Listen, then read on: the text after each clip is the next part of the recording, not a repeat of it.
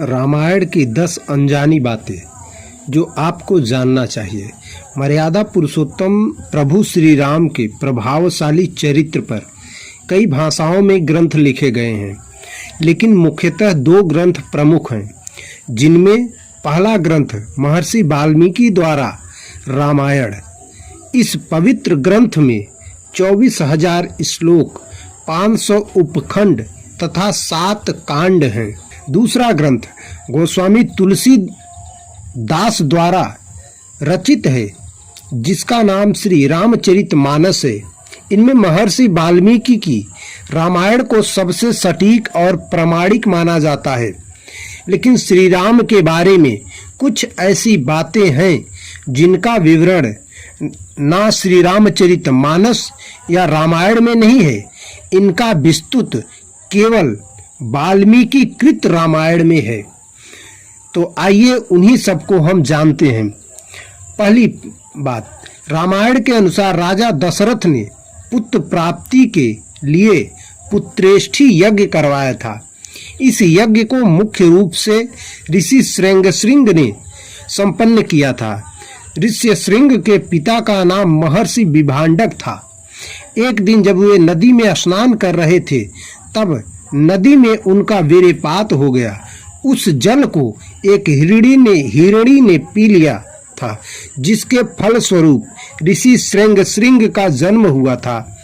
हिंदू धर्म में 33 करोड़ देवी देवताओं की मान्यता है, जबकि रामायण के अरण्य कांड के 14वें सर्ग के 14वें श्लोक में सिर्फ 33 देवता ही बताए गए हैं। ग्रंथ के अनुसार 12 आदित्य, 8 वसु, 11 रुद्र और 2 अश्वनी कुमार, ये कुल 33 कोटि मतलब प्रकार के देवता बताए गए हैं।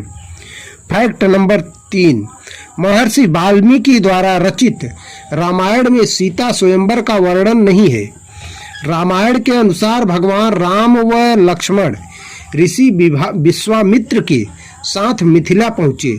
तब विश्वामित्र ने ही राजा जनक से श्री राम को वह शिव धनुष दिखाने के लिए कहा। तो भगवान श्री राम ने उस धनुष को उठा लिया और प्रत्यंचा चढ़ाते समय वह टूट गया। राजा जनक ने यह प्रण किया था कि जो भी इस शिव धनुष को उठा लेगा, उसी से वे अपनी पुत्री सीता का विवाह करेंगे। नंबर 4, विश्व विजय के दरमियान जब रावण स्वर्ग लोक पहुंचा था, तो उसे रंभा नाम की एक अप्सरा दिखाई दी। रावण ने उसे पकड़ लिया। तब रंभा ने कहा कि आप मुझे इस तरह से स्पर्श न करें। मैं आपके बड़े भाई कुबेर के बेटे नल कुबेर के लिए हूँ, इसलिए मैं आपकी पुत्रवधू हूँ। लेकिन रावण नहीं माना और उसने रंभा से दुराचार किया।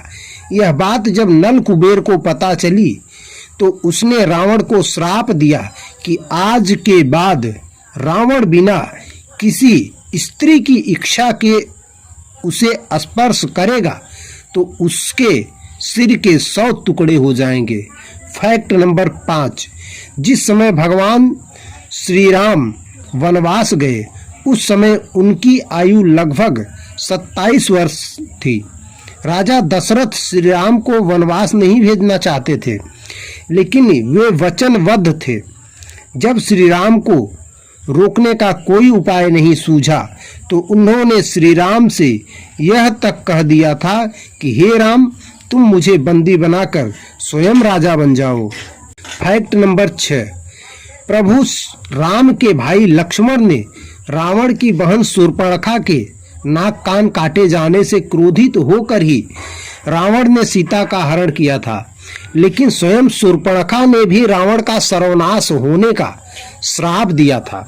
दरअसल शूर्पणखा के पति का नाम विद्युत जिह्वा था। वो कालकेय नाम के राजा का सेनापति था। रावण जब विश्व युद्ध पर निकला, तो कालकेय से उसका युद्ध हुआ। उस युद्ध में रावण ने विद्युत जिह्वा का वध कर दिया था। तब शूर्पणखा ने मन में ही रावण को श्राप दिया कि मेरे ही कारण तेरा सर्वनाश होगा। फैक्ट नंबर 7, जिस दिन रावण सीता का हरण कर अपनी अशोक वाटिका में लाया, उसी रात को भगवान ब्रह्मा के कहने पर देवराज इंद्र माता सीता के लिए खीर लेकर आए। पहले देवराज ने अशोक वाटिका में उपस्थित सभी राक्षसों को मोहित कर सुला दिया।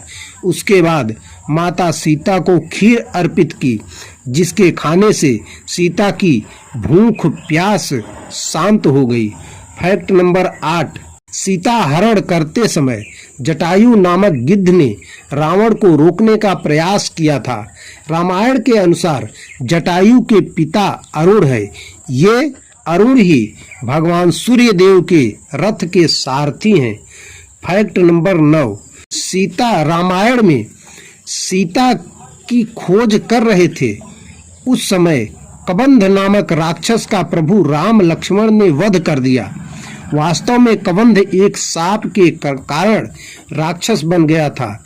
जब श्री राम ने उसके शरीर को अग्नि में समर्पित किया तो वह सांप से मुक्त हो गया। कबंध ने ही श्री राम को सुग्रीव से मित्रता करने के लिए कहा था।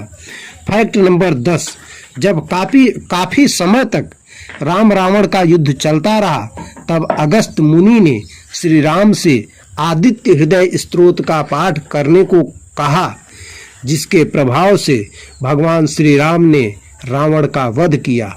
अगर यह जानकारी आप सबको अच्छी लगी हो तो प्लीज़ हमारे चैनल को सब्सक्राइब करें, वीडियो को लाइक करें। Thanks for watching. जय श्री राम।